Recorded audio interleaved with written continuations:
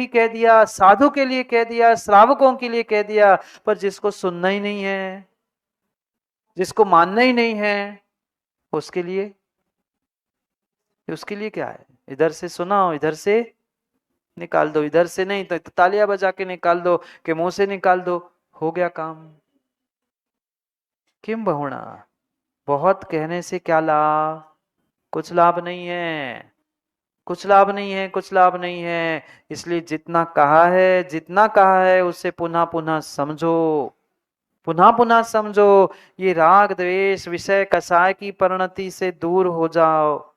जैसे जैसे जैसे जैसे तुम्हारा आत्मा के प्रति रुझान बढ़ता जाएगा, वैसे वैसे ही जीव बहिरात्मा से अंतरात्मा, अंतरात्मा से परमात्मा बनने का प्रयास करेगा।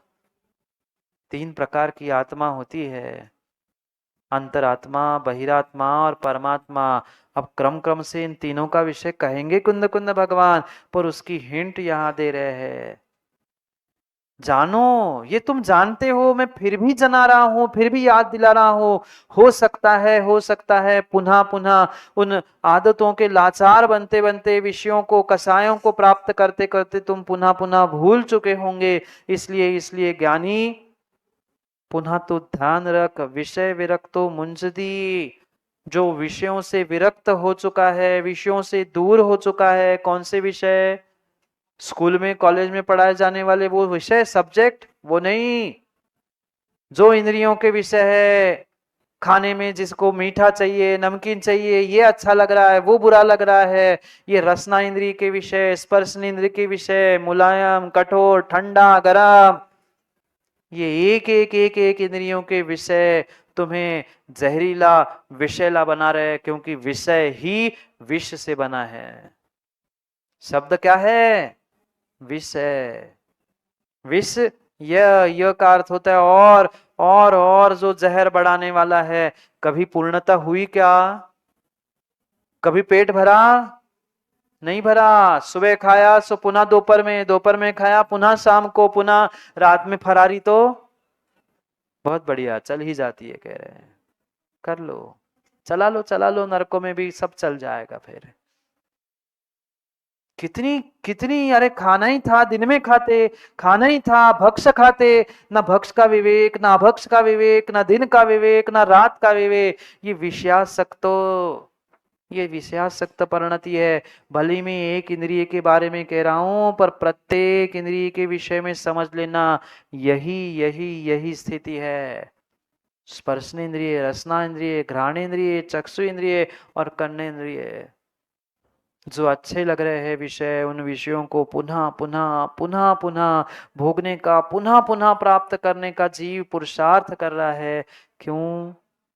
क्योंकि उसमें ऐसा आसक्त हो चुका है, ऐसा आतंक डूब चुका है कि उससे वो उठने का प्रयास ही नहीं कर पा रहा। जानो, ये स्वरूप आपका नहीं है। विषय विरक्तो मुंचदी, विषयासक्तो न मुंचदे। जोई है योगी, योगी को कह रहे हैं, योगी को कह रहे हैं। इसका मतलब नहीं है कि श्रावक खुशियां मनाए। जब योगी को कह रहे हैं तो आपकी भी स्थिति यही है। हे योगी, जो विषयों में आसक्त है वह कभी भी संसार से छूट नहीं सकता। संसार से छूटना है तो विषयों की आसक्ति और विषय, इन दोनों से विरक्ति को प्राप्त करना है, मात्र छोड़ना नहीं है। मात्र छोड़ना नहीं है। 1 घंटे यहाँ बैठते हो, 1 घंटे यहाँ बैठते हो, इंद्रियों के विषय सताते हैं? नहीं, तो इंद्रियों को छोड़ के आए, कहाँ छोड़ के आए? साथ में है, इंद्रिय साथ है, इंद्रियों के विषय साथ में है, पर अभी मात्र और मात्र आपने विषयों को छोड़ने का प्रयास किया है।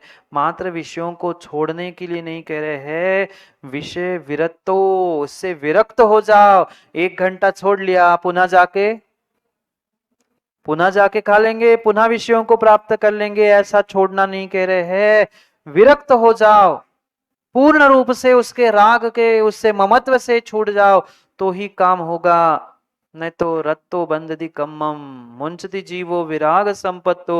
जो राग करेगा किसी भी विषय पे, किसी व्यक्ति, अरे व्यक्ति नहीं, व्यक्ति नहीं, व्यक्ति नहीं, बिलाला जी, देव शास्त्र गुरु के प्रति भी अगर राग द्वेष की परिणति है, बंधती बद्धति बद्धति रत्तो बंधति जीवो, राग से जीव बंधता ही बंधता है। और मुंचति जीवो विराग संपत्तो, जो वैराग्य को प्राप्त करता है, इस राग द्वेष से दूर होता है, वो ही मुंचति, वही मुंचति। चाहे विषयों में आसक्त कह दो, चाहे रागी द्वेषी कह दो, ये सभी जीव संसार में बंधने वाले हैं।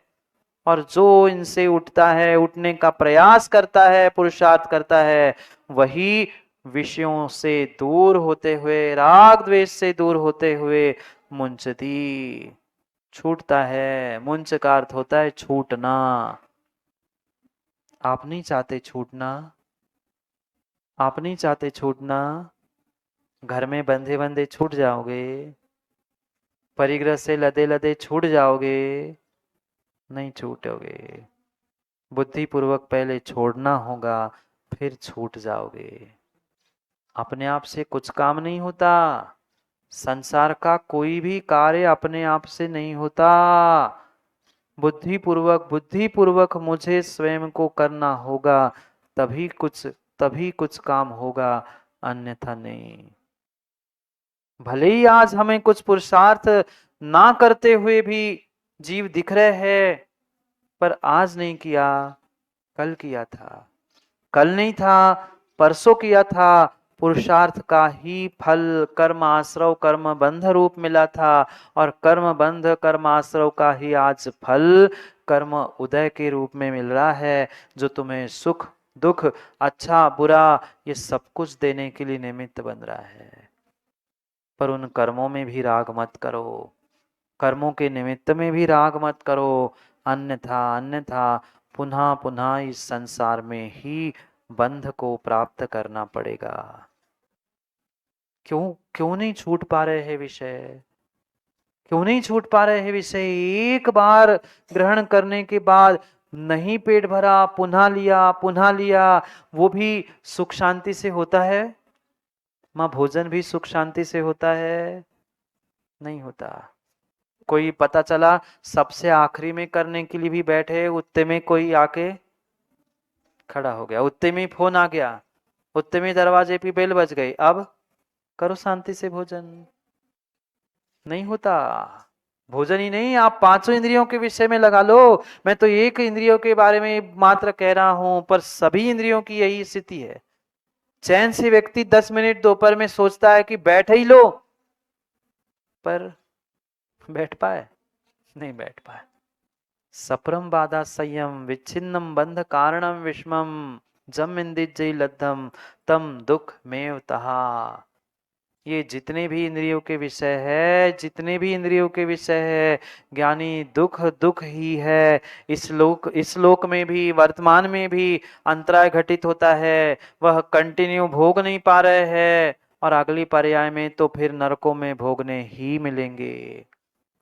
खाओ भक्ष, खाओ रात में, पियो शराब, करो व्यसन, एक एक का फल नरकों में तुम्हें तद रूप भोगने के लिए मिलेगा। कर्मों के साथ कोई व्यवस्था आपकी व्यक्तिगत चल ही नहीं सकती, कोई सेटिंग नहीं चल सकती। जो है सो है, वह तुम्हें मानना ही पड़ेगा, मानना ही पड़ेगा। सोचो, विचार करो, क्यों हम विषयों में आसक्त हो रहे हैं? निर्ग्रंथ मुनिराज भी भोजन करते हैं, पर उनकी आसक्ति नहीं है। आप भी भोजन करते हैं, पर आपकी उसमें आसक्ति है। थोड़ा सा चुटकी भर नमक नहीं मिले महिपाल जी, मिर्च खटाई स्थान पर नहीं हो तो घर में माँ बोलो ना, रामायण महाभारत वो फेल हो जाएगा, उससे बड़ा युद्ध हो जाता है, उससे बड़ा युद्ध हो जाता है। क्यों? क्योंकि एक एक इंद्रियों के विषयों में आसक्ति है। हे योगी, हे श्रावक, तू संभल जा, तू संभल जा, तू संभल जा, विषयों से विरक्त होने का प्रयास कर। अगर पुनः पुनः उन्हीं विषयों में आसक्त होगा तो काम पुनः तेरे लिए दुखदाई ही संसार में मिलने वाला है, अन्य कुछ नहीं। यहाँ तो योगी का नाम लेके कह रहे हैं, योगी का नाम लेके कह रहे हैं, जो विषयों से विरक्त योगी है वह कर्मों से छूटता है, और जो विषयों में आसक्त श्रावक है, आप नहीं होना आसक्त, जो जो विषयों में आसक्त है वह नहीं मुंचती न मुंचदे, वह संसार से, दुखों से, कर्मों से, पापों से नहीं छूटता। छोड़ो, छोड़ो, छोड़ो, छोड़ दो इन पापों को, छोड़ दो इन विपरीतताओं को, तभी तभी तभी काम हो पाएगा। अन्यथा छठे काल के अलावा या नरकों के दुखों के अलावा नसीब कुछ नहीं होगा, कुछ भी नसीब नहीं होगा, कुछ भी नसीब नहीं होगा। मात्र मारना, काटना, पीटना, दुख दुख और दुख ही जैसे नरकों में है, ऐसे ही आने वाले छठे काल में भी प्राप्त होने की संभावना है। आप लोग जाना चाहोगे ना? बोलो हाँ, हाँ बोलो। जाना है? नहीं है तो संभल जाओ, नहीं है तो सुधर जाओ। दूसरों को नहीं सुधारो, अपने आप को सुधार लो। कुछ तो कमी करो। नहीं पूर्ण छोड़ पा रहे हैं, नहीं पूर्ण मोक्ष मार्ग पर चल पा रहे, कुछ कुछ संकल्प, कुछ नियम, कुछ कुछ मर्यादा तो कर लो। इतना तो विवेक रखो कि हम जैन कुल में जन्मे हैं, भक्षा भक्ष खाना कि नहीं, पानी कैसे प्रयोग करना, दिन में रात में कहाँ क्या करना, थोड़ा सा विवेक, थोड़ा सा विवेक सीख लो, काम बन जाएगा। छठे काल से नरकों से बच सकते हो, अन्यथा उन दुखदाई योनियों के अलावा अन्य कोई स्थान आपको मिलने वाला नहीं है, कोई स्थान मिलने वाला नहीं है। इसलिए बहिरात्मा, अंतरात्मा और परमात्मा भेदम, ये तो तीन भेद कहे। यहाँ बहिरात्मा और परमात्मा में अंतरात्मा को निहित कर दिया, ग्रहण करते हुए तीन प्रकार की आत्मा कही। जो इन इंद्रिय विषयों में लीन है, इसको ही अपना स्वरूप मान रहा है, मूलतः प्रकृतियों को, वह मिथ्यात्व के कारण बहिरात्मा है।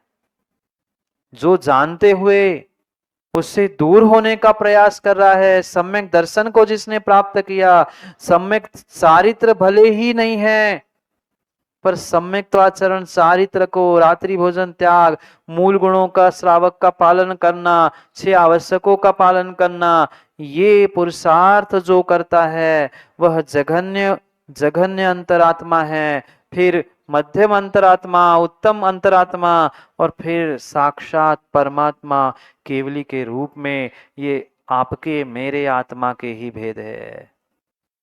कौन बनाएगा परमात्मा? कौन बनाएगा परमात्मा? परमात्मा गुरु नहीं। ये निमित्त हो सकते हैं, मार्गदर्शक हो सकते हैं, ये बता सकते हैं, पर पुरुषार्थ हमें स्वयं को करना है, अपने अपने आप को संभालने के लिए, अपने आप को संभालने के लिए अपने आप को पुरुषार्थ करना होगा।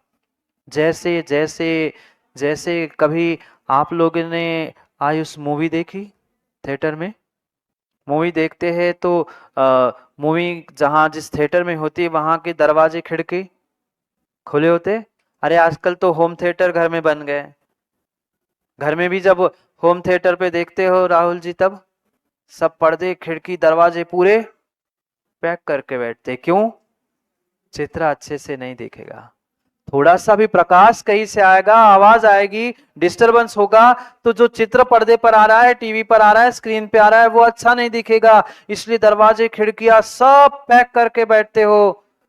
ऐसे ही अपने भीतर के परमात्मा का चित्र देखने के लिए, परमात्मा का चित्र देखने के लिए ये इंद्रियों के जितने दरवाजे, खिड़कियां है, उसे बंद कर लो ना। क्यों नहीं दिख रहा परमात्मा, क्यों नहीं दिख रहा आत्मा? क्योंकि ये बाहर के इंद्रियों के अभी द्वार खिड़कियां हमारे सब खुले हैं। अब उससे कभी आवाज आती है, कभी कुछ दिखता है, कभी उजाला होता है, कभी कुछ होता है। सो पहुंचते पहुंचते हम परमात्मा तक पहुंच नहीं पाते।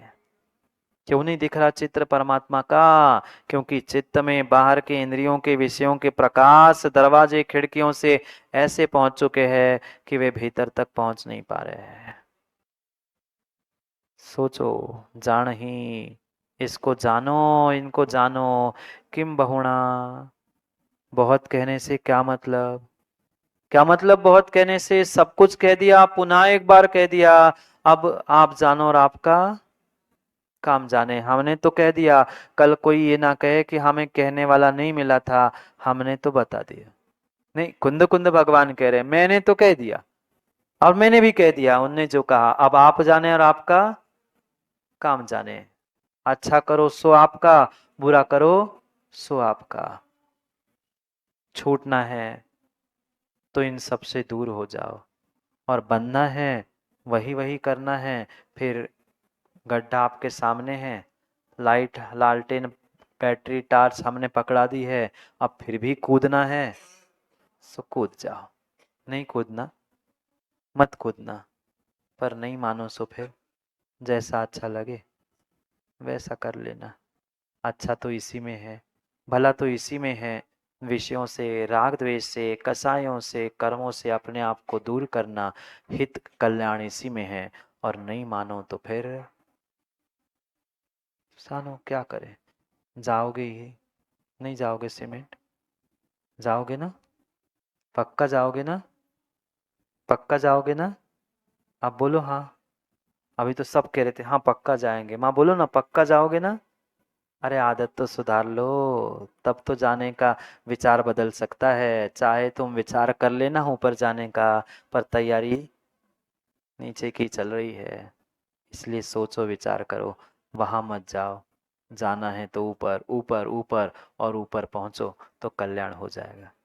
समय ऊपर हो गया है, समय ऊपर हो चुका है।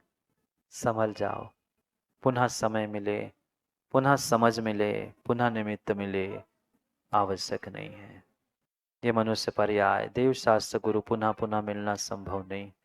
इसलिए समझो, संभलो, निर्णय करो। समय बहुत बहुत और बहुत अल्प बचा है। अल्प समय बचा है। अब तो महीने भी नहीं बचे चतुर्मास के। अब तो महीना भी कहने के लिए उज्जैन वालों नहीं बचा। कुछ दिन, कुछ हफ्ते और से, फिर सोचे समझे और विचार करें। समय आपका हो गया। कल पुनः समय पर, समय की बात के लिए नए स्थान पर मिलते हैं, क्योंकि समय पे किया गया काम समय को दिलाता है। बोली भगवान महावीर स्वामी की।